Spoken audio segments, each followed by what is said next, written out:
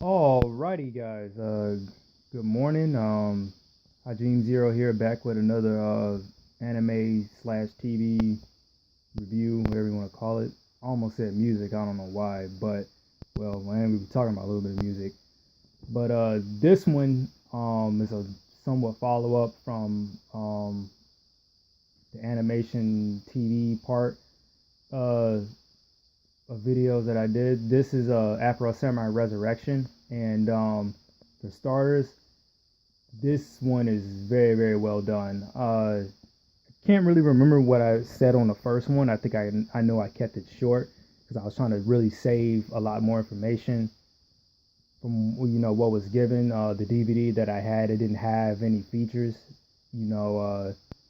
But this one on the Blu-ray, it had a lot of features, and they talked about the first one, the first season, whatever you want to call it. It's very weird how to describe it. The first season, pretty much, it was a mini series with only 5 episodes, but this one was pretty much like a full, feature film. Now, Spike TV is the one that aired it. I don't know if they broke it up into episodes or whatnot, but it played the whole thing. Like, there was no inner cuts like you were watching on TV with the Blu-ray.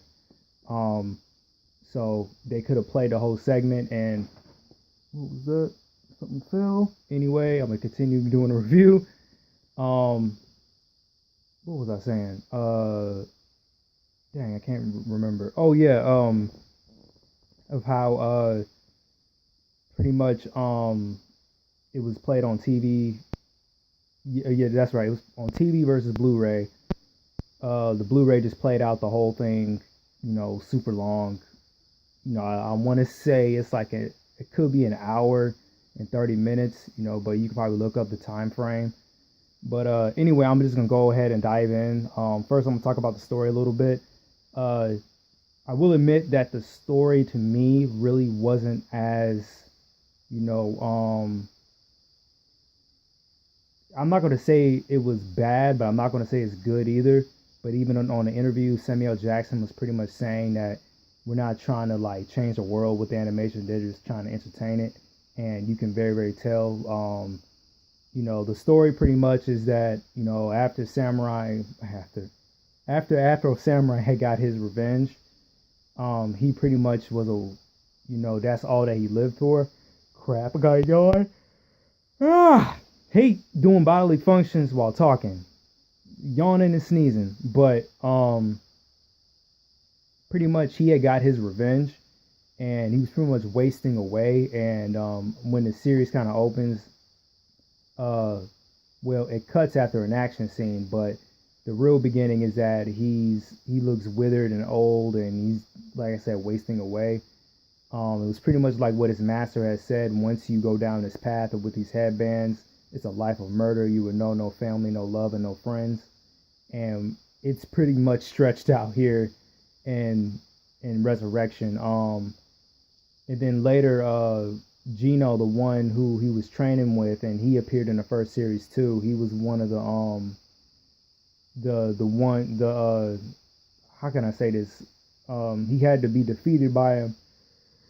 Oh, again with the yawns. He had to be defeated by him to get to the number one, which was Justice. And it was cutting in between the time frame, of really of perspectives, because in the first one you saw it from Afro Samurai's point of view, of the whole, him being trained, and meeting his whole childhood and whatnot. The best way I can describe it is pretty much how, if you guys seen the Wolverine, how if you've seen all the movies, it had the continuity of origins, but they did it so well to cut in between of his time in Japan and Vietnam and all that, they didn't let it overshadow. They didn't constantly throw at you, this is what happened, previously on X-Men.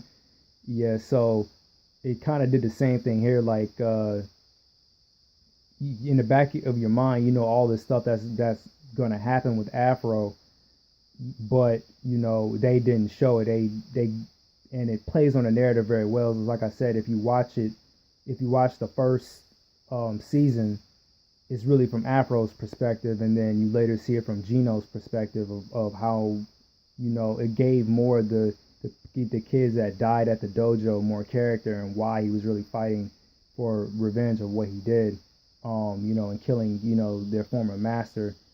And his former master is the one that had trained him with the sword skills that he has, and he was the one that was telling him, it's a life of murder and no friends, no love, no peace. And pretty much what happens, somehow he comes back to life, but it was implied, or it was seen anyway, at the end of the first Afro Samurai, where the very end at Mount Shuma, the teddy bear, samurai, which was Gino, was standing there. And he is a big marketing tool next to Afro Samurai himself. A lot of people speculate that they really based the design a little bit off of one of Kanye West's albums, where he's sitting on the bench with the giant teddy bear head. Again, forgive me, or you can butcher me in the comments if you want to, but it's one of Kanye West's known albums. Is really what put him on the map. Off the top of my head right now, I can't really remember what it was. I know it was College something, but continue on with the story. One of the main living survivors of that slaughter is the main villain. Her name is Lady Sio, and is voiced by Lucy Liu, and she did a very good job. She had a very villainous voice. I heard her do voiceover work before in The Simpsons, but of course, her already being an actor, they probably told her to change the pitch from both segments, because here she's much more deviant, and it kind of reminded me of the villain from Ninja Scroll, the one that got burnt up. So, and even with the design, she kind of has that bob cut front with the long hair, so it fit really, really perfectly, with her, and how all the pieces were in there together.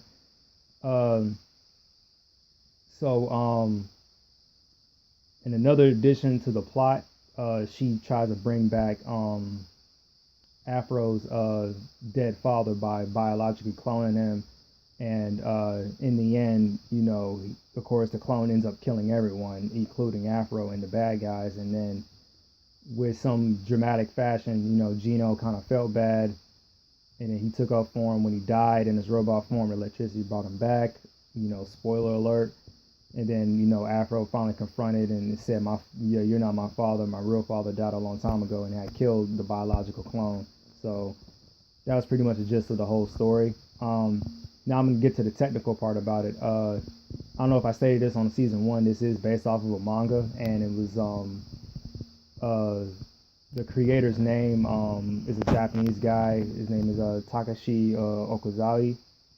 I could be saying that wrong, but I still have respect for the dude, because he is directing the upcoming Batman Ninja, and you can see some of the elements that that they did on here really into the work. I am kind of bummed out, because they were supposed to do an Afro Samurai Redemption, but I think he's going to do that on his own time. And of course, if they come knocking on your door to do a Batman Feudal Japan story, of course you're going to probably drop everything and do that. Even what Bruce Timm said on Batman animated series when they first started, he was on Tiny Toons as soon as they got a green light for Batman, and he shoved all that shit in the corner, and he immediately started drawing Batman. So, back to the topic, the creative side. This is one of the things I love about our culture a little bit here in America, is that he stated that he was influenced a lot by hip hop, and of course a little bit of rock. He even said the design for Justice had came from a band called the Trojans, and one of them had threw the hat out to him while he was at a concert. He had caught it. He kept it for all these years, and even if you look at the hat when he had it on the interview, it was a complete straight replica of Justice's hat, headband and everything. It's not like he slightly redesigned it and tweaked it, for any reason. It's exactly the same hat. And looking at Justice as a character, the two main things that stand out was his hat, and I think the scarf that he was wearing. I think he was wearing a scarf, and of course his two cowboy guns. And the only thing I wish is that they really stretched out his character a little bit.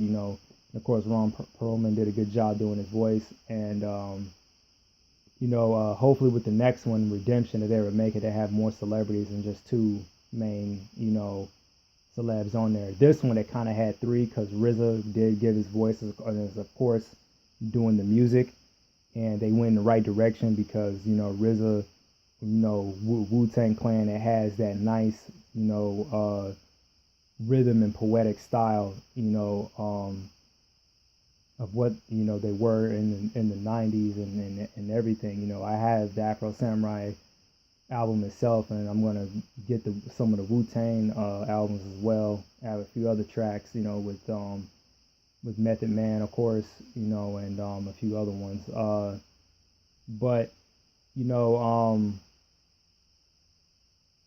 and then another technical addition, the color on here really stands out a lot, and they put more cultural,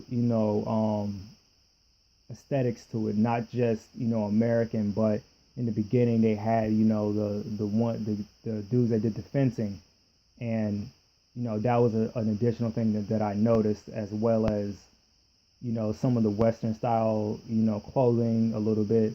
It was crossed with Lady CO very well. She's wearing a Komodo with American leather boots.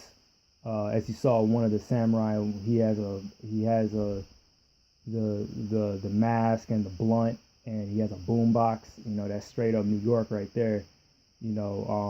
But I think all of it was really a weapon, especially the boombox. Yeah. So later, when you see them, it will make sense. It's a weapon and not just an accessory that's on his shoulder. But into addition with the actors, Samuel Jackson, of course, is the main character. Afro Samurai Ninja.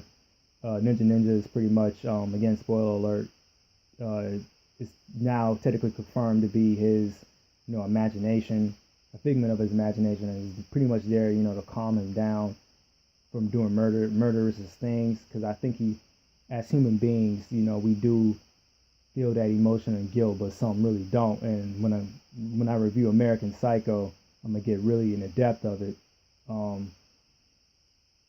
because in a way it is a little bit of his madness, but it's not wild like his behavior. It's the complete opposite.